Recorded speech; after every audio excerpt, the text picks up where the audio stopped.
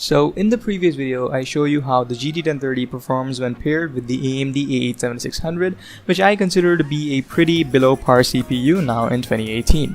I told you the reason briefly too.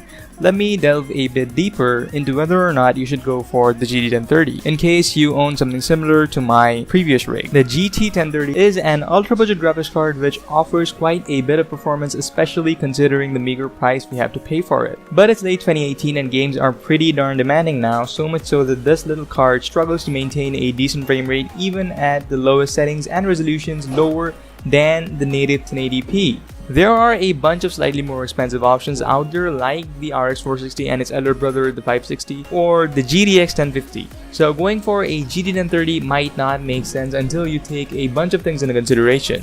Without any further ado, let's get into the technical info.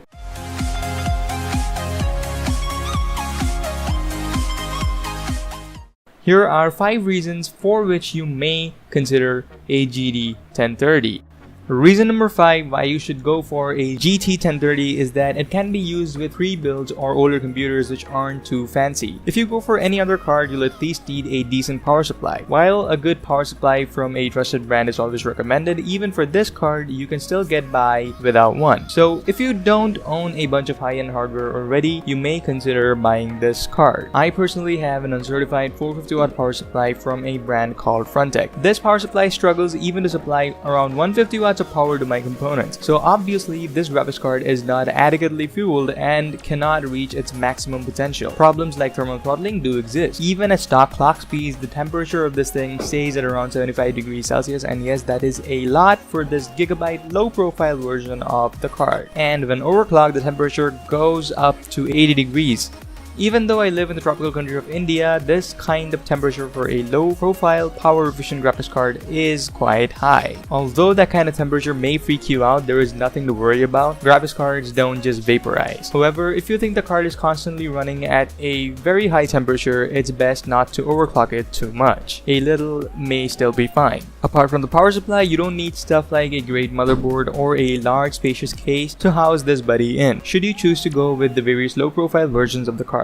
Going for the high profile ones actually makes no sense. This is a very small card which can easily fit in your palm. It will fit in even the tiny IDX cases with no problem at all. Also, you don't need to have a great CPU to prevent bottlenecking this card. You have a ton of advantages if you want to use this card in an old computer. Of course, you cannot expect a lot of performance from this card, and chances are that you won't even push this card to its maximum capability with a weak CPU and a bad power supply. But for a few bucks, you can turn a totally crappy computer into a decent one capable of gaming and maybe some other graphics intensive activities. Fourth reason you should go for a GT 1030 is if you live in a country like India. That is to say, the pricing of computer hardware, particularly graphics cards, is crazy. Let us look at the prices of some old and new graphics cards in India, for instance.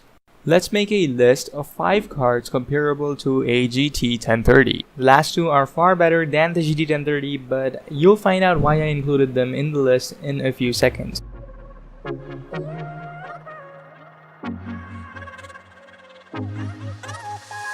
Here's how the prices of these cards look like over at Amazon.in.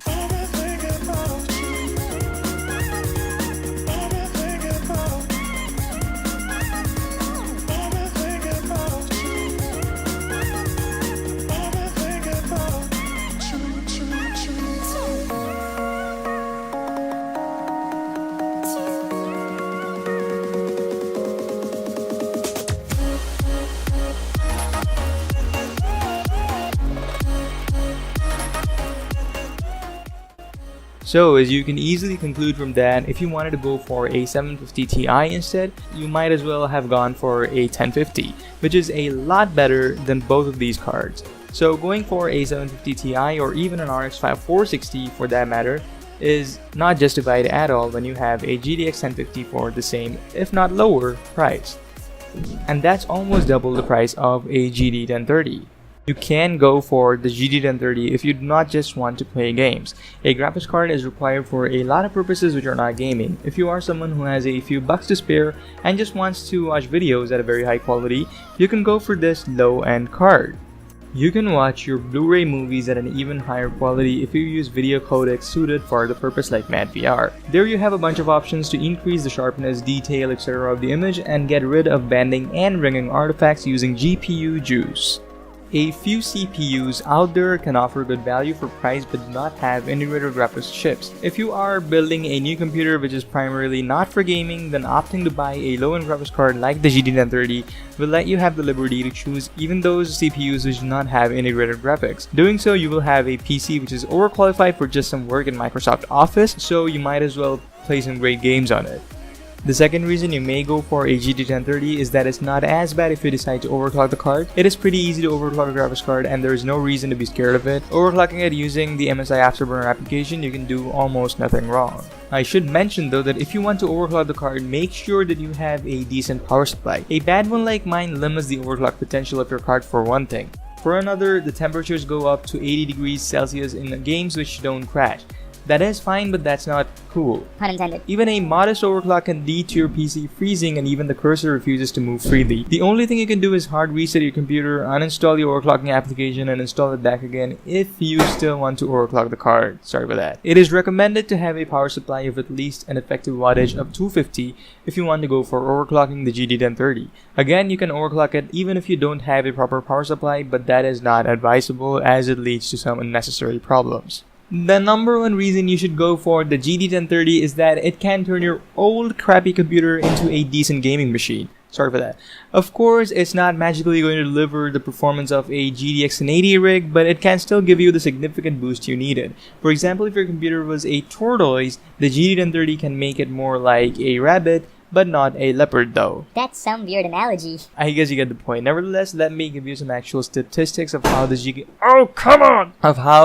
GT 1030 2GB GDDR5 low profile version improved the performance of my computer. Before I had the card, the standalone A8 7600 setup gave me about 26 FPS in Rise of the Tomb Raider and somewhere close to 40 FPS in Call of Duty World War II with a whole lot of stutters and frame drops. Taking into account a CPU-intensive title, Assassin's Creed Unity gave me a real struggle, as you probably know if you have watched the gameplay test video I uploaded of it. In case you didn't, the frame rate stayed faithful at 15 all through the game. Yes, there were major frame drops too. I mean below 15.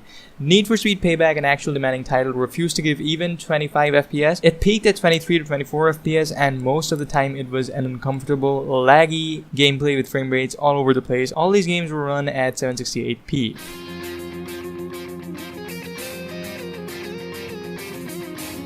Enter GT 1030. Enter MSI Afterburner.